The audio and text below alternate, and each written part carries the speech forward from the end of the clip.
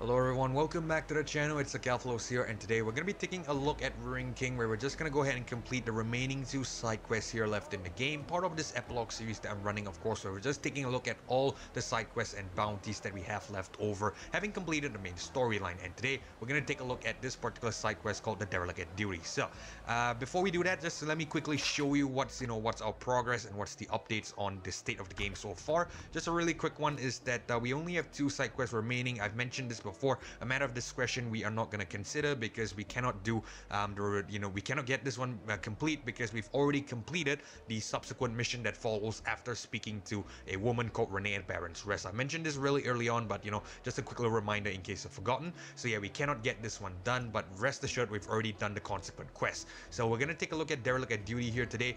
Economy of Violence will be done potentially in another episode, because I believe this one will take a little bit of time, and I believe there will be a couple of enemies to fight along the way as well. So we'll leave that for later. So let's go ahead and take a look at Derelict of Duty. And by the way, I should add, we've already completed all the bounties as well, just in case you're just joining us. So yeah, that's basically where we are at currently. Now, coming back to the task at hand today, Derelict of Duty, what we need to do is we need to speak to a ship captain called Glass-Eyed Joe to help him find his missing crew. And I've already located Glass-Eyed Joe, and apparently he is this Yordle over here. So let's go ahead and interact with him and see what he wants.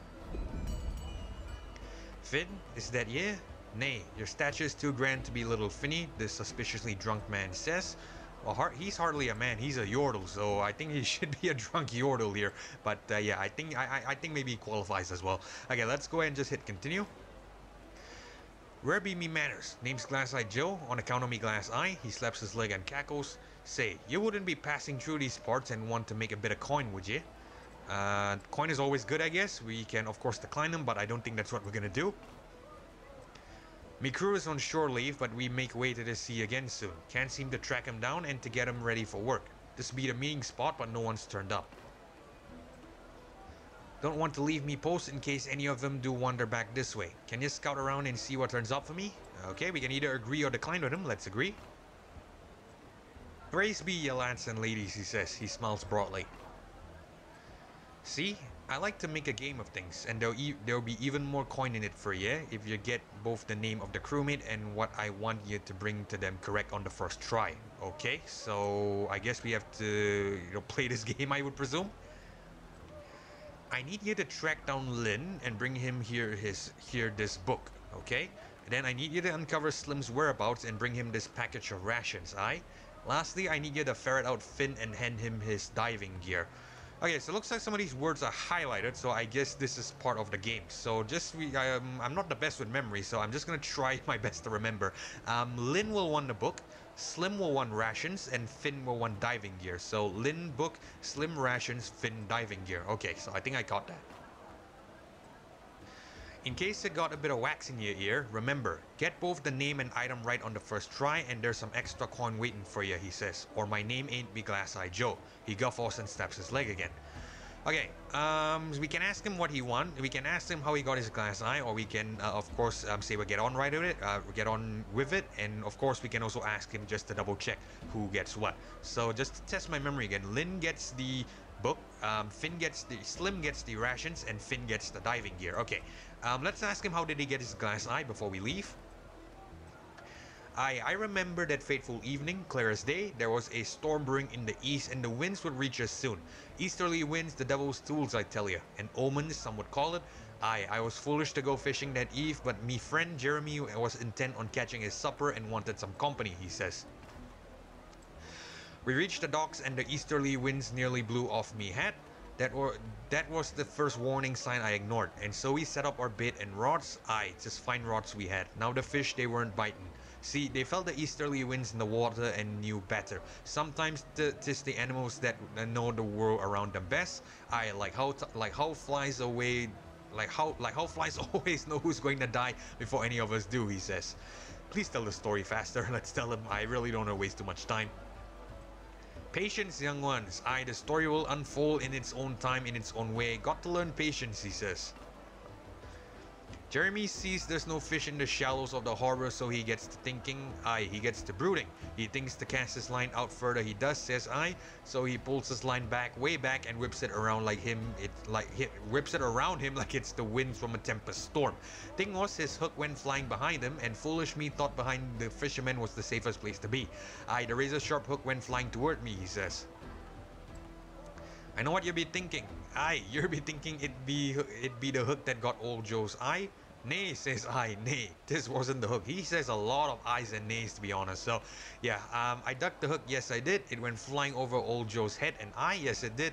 That's when it happened. A seabird riding the easterly winds came in out of nowhere and swooped down at me and plucked out me eye. The damn easterly winds, I tell you. This was an omen. Anywho, I got myself fixed up, got a new glass eye to take the seat off me old one. There's no one to blame, the bird's just being a bird. Must have thought me eye was a sparkly thing and wanted it for its nest. And that, my friends, is the tale of how Glass Eye Joe got his glass eye, he says. I liked it so much, I'm thinking of getting me other eye replaced as well. Hehehe, he says. Well, I'm not sure if that's gonna work for you. Okay, we can either say that's a great story or we can regret asking him about his eye. Let's go with this one. There's a story for the ages for sure. Now you got your task. Don't be derelict in your duty now, he says. Okay, so I guess we can get on right with it. Just to remember what item, what was the order of items. Lynn gets the book, Slim gets the rations, and Finn gets the diving gear. Okay, so I think we got that. So let's see what he says. Find them, says I. They couldn't have left the district. Cool. Okay, quick before the sun is over the yardum. Alright, so looks like we need to find them and they should be in the Watchtower district. Now, to my memory, it should all be marked where we need to, who we need to speak to. And looks like our first target should be somewhere over here. So let's go ahead and confront this first fellow and see who this guy is. So again, I'm just going to keep repeating time from time just so that I don't forget. Lynn will get the book, Slim will get the rations, and Finn gets the diving gear. Okay, let's see who this guy is. Thinking I'll start my own gang, need a name though. Okay, so he's the wrong person. It is in this area, however, so maybe it's this guy. Yeah, I think this is the guy. The Yodo here stares longingly at the waters far down below. Sometimes I wonder what it'd be like to be a sea creature. Ever wonder stuff like that, he asks? Okay, let's ask him if he is Lynn. I got the wrong Yordle, he says. Is he Slim? He must be thinking of someone else, he says. Okay, then he must be Finn. That's me? Oh, our boss must have sent you, he says. I take it you've also got something else for me. Okay, so looks like we can give him the item, and this guy is Finn, and I believe Finn wants the diving gear, so we're gonna give him the diving gear. That's the stuff, diving gear. Oh baby, now I can really swim with the best of them, he says excitedly. I guess I better head over to Glass Eye Joe then. Peace, he says as he heads off. Alright, so that is one of them done, so let's go ahead and confront the next fellow, and to my understanding he should be somewhere around here, which I believe is the same area where we first met the, what was it, the scout or something, Misfortune Scout. Is this the guy? I think this must be the guy, this guy over here. A large man stands lazily in a noisy street. On his shirt there are stains from no less than 3 different sources of food and drink. As if he were so engrossed in his feedings, accuracy was of no concern. You're a tiny one, aren't you? Well, everyone's tiny compared to me, he grunts. Okay, we already know that the guy over there is Finn, so I guess we're gonna ask him if this guy is Lynn. That ain't me, he says, so I guess he must be Slim. That be me. You got something for me then, eh? I can smell it on you, he says, looking in your direction. Alright, so Slim wants the food ration, so we are gonna give him the food rations. As the rations leave your hand, Slim stuffs them directly into his mouth and swallows without chewing. Well, guess I'd better get back to Glass Eye Joe. He's got more food, I bet, he says, and leaves. Alright, so that is about it. So looks like we need to find this third fellow, which I guess should be over this way. Now, I think we need to take this lift, which will bring us down. And we're gonna go ahead and speak to this final guy, which I am led to believe will be Lynn, because obviously this is Hobson's choice, and obviously there's no other possible, option for everyone else. Looks like there's also a dialogue here. I think we'll check that out. Do we want to check it out right now? Okay, you know what? Let's check out this dialogue conversation right now before we move on. In the Freljord, family is everything. Everyone always together for survival. Here, it is very different. People come here from all over the world, and they usually come alone. But where are the new families?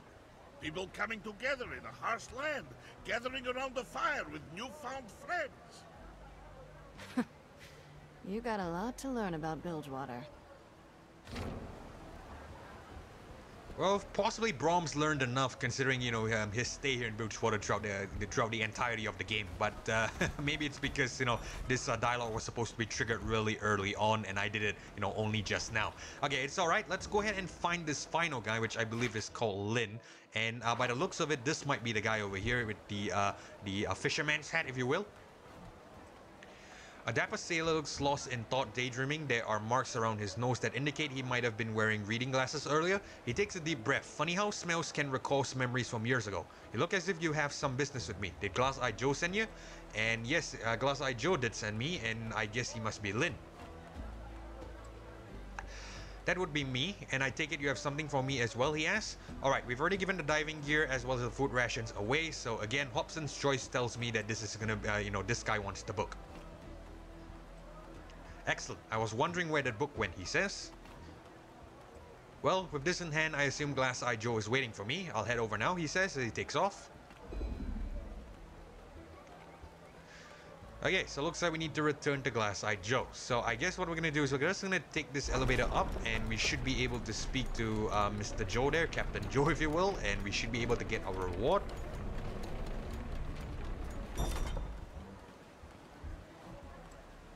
I see you haven't been derelict in your duty in the slightest. My crew has all returned with their items, he says.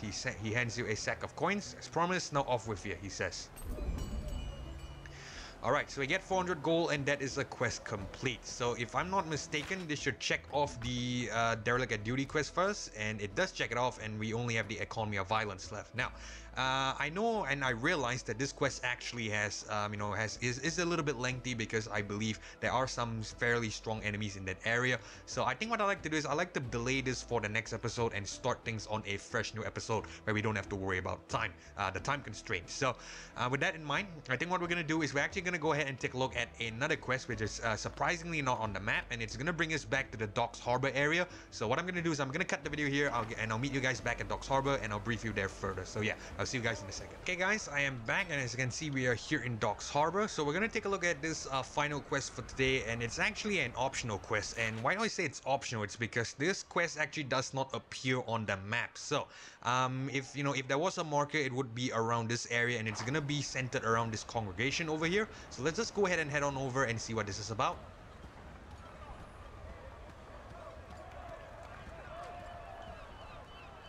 Finally got the count, huh?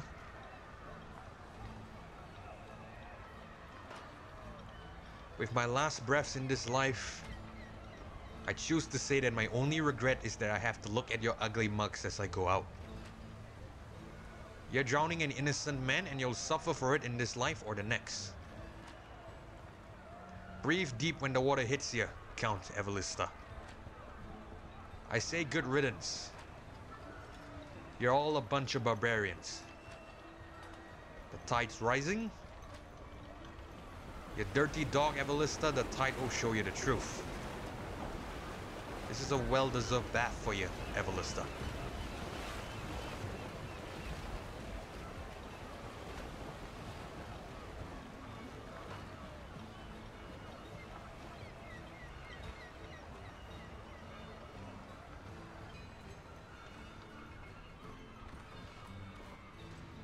A member from the crowd addresses you, perhaps because you happen to be so close by. Show's over, I guess. It's just a shame about his wife, she says. Okay, that was horrific. What happened to his wife? What did he do anyway? I think we're gonna go with this one because, you know, I think drowning is one of the most scariest ways to die, I would assume. I have not drowned personally, but, you know, it looks like something very, very scary, to be fair. It takes an iron stomach to witness one of those without feeling. My favorite part is the chatter and the gab of the crowd, she says. Okay, what happened to his wife? Well, his wife, Countess Evelista, is locked up and awaits the same fate as he. She's in prison in the jailhouse that weighs a pretty lash, she says. What did he do anyway? The Count was up to no good, murdered some of his own competitors in cold blood, as well as more than a few innocents caught in the crossfire. Looks like the lives he's ruined finally caught up to him, she says. I'd best shove off. It's just a shame Countess Evelista is going to be claimed by the types. I bet she has some stories to tell, like where Count Evelista stashes hoard, she says. Okay, so we can speak to Countess Evelista now, and this is why I say this is a side quest that does not show up on the map, because basically this quest is done practically here. You don't have to speak to the Countess. You can't even speak to the Countess, and you know, you can decide what you do with her later. So I'll show you what I mean. Let's just head into this area here, which I believe is called the Tight Stockades, and I believe Countess Evelista should be up over here. So let's go ahead and head in.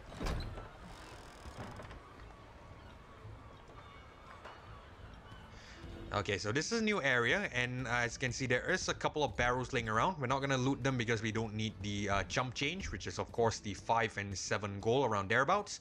Alright, so Countess Evelista is just up ahead, so let's go ahead and speak to her. A delicate looking woman looks sullen through the cold iron bars of her cell.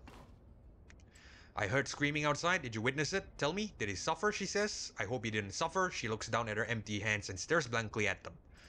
I'm sorry about her. We can say I'm sorry about her, your husband. Are you Countess Evelista, or you can drop the act? Okay, so I know how this one's gonna play out, so I'm gonna go ahead and go with the you can drop the act option. But you could of course go with anything else. It's obviously gonna render the same result. A wry smile uncoils across her face. Well, it's good to know who I'm talking to. I think I have a guess as to why you're here. My husband's hidden vault. Now that we both know what the other wants, why should I even trust you? Okay, we can say you have no choice but to trust me, or we can say we shouldn't trust each other. That's the point. I think we're gonna go with this one because this one makes the most sense. You're lucky I'm in my hour of need, or I don't think I'd work with the likes of you, she says, looking in your direction. Now that I think about it, it doesn't matter if we trust each other or not. It's simple. You want the vault and I want to live. We simply find ourselves in mutually beneficial circumstances. If you help me, I'll tell you what I know. I think I know where his vault is. Whatever's in it is yours. I don't care about the money. I don't care, she says. Will you help me get out of here?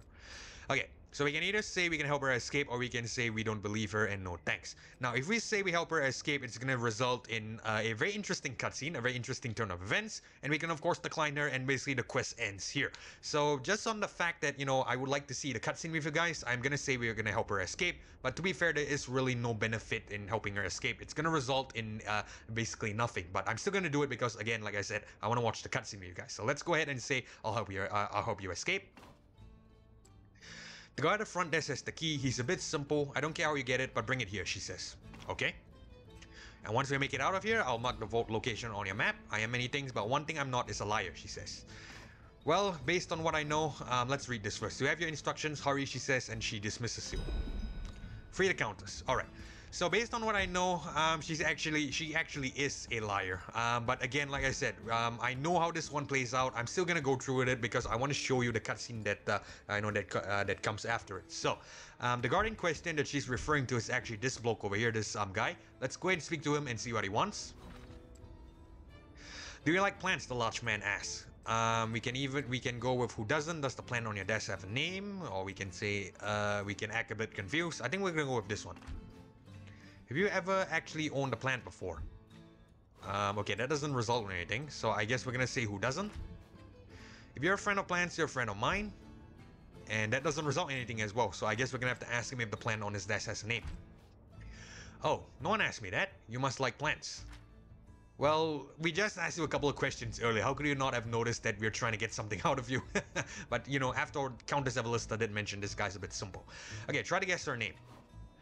Alright, you gotta guess, and your guess gotta be right, he says. You can either go with Carol, Violet, Purdy, or say how in the world am I supposed to guess. We're gonna go with this first, but I know the answer, and we're gonna go directly after the answer, after we ask him this. So let's go with how in the world am I supposed to guess. Nope, he says, and that's the wrong answer. Okay, so we can either guess the name, Carol, Violet, or Purdy. I know the name of the plant, it's gonna be Purdy here, so I'm gonna go with this one. Purdy? That's a great name. When I look at this plant, I feel warm and fuzzy. Does Purdy talk to you too? She's so sweet to me, he says. Yeah, Purdy says give me the cell keys. Purdy says you're the best prison guard in the world. Purdy says she hears someone trampling flowers outside. Alright, so we need to go with this option here where Purdy says she hears someone trampling flowers outside. And this guy will immediately go charging out to save the flowers. And that's what we want. That way we could get the cell keys. These two options don't work. And yeah, I'll show you what I mean. No, the day's too nice to let flowers die, he exclaims. Stay here, Purdy. I got this. And there he goes. He's vacated the premises, which is a bit odd if you ask me for a cell guard. Okay, so we're gonna grab the key. We get the jail cell key, and what we can do now is we can go ahead and free Countess Evalista. So let's go ahead and just quickly run all the way back up. Again, ignoring all the crates along the way. Our main objective is just to free the Countess. Did you get the cell key? Countess Evalista asks. Let's unlock the cell. Let's get out of here quick. This way.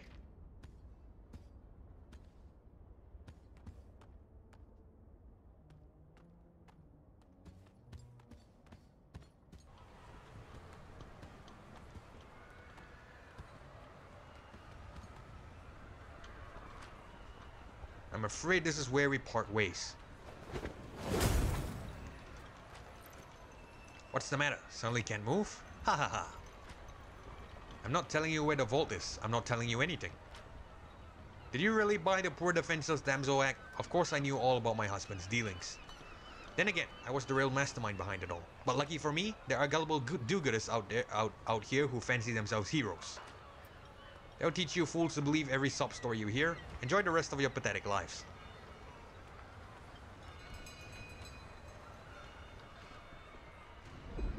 Well, this is why I said this was an unexpected turn of events, and eventually the Countess betrays you and then she goes along her way. To be fair as well, I did mention that I know what's gonna happen. I just decided to go through with it just to show you how, you know, this entire series will play out, you know, this entire side quest will play out, and I think it's a little bit more interesting than basically just ending things at the cell, you know, at the Countess's jail cell. So, with all that being said, I think we're gonna end the video here because we're actually running out of time. We're already 21 minutes in. So yeah, we're gonna end the video here and we're gonna leave and we're gonna take a look at the final and I believe the final side quest in the next episode, of course, where we're gonna have to head to the warehouse, I believe. So yeah, we'll leave all that for later, but for now we're gonna end things here. So hopefully you guys enjoyed this episode of Ruined King, and if you did, consider leaving a like as well as subscribing to the channel. Really do appreciate the support here, but most importantly, it's so that you don't miss future episodes or uploads of single build playthroughs or content just like this one. And with that being said, this is Gaffalo signing off. Thank you so much for watching. Thank you so much for joining me. Hopefully I catch you all in the next one. Goodbye.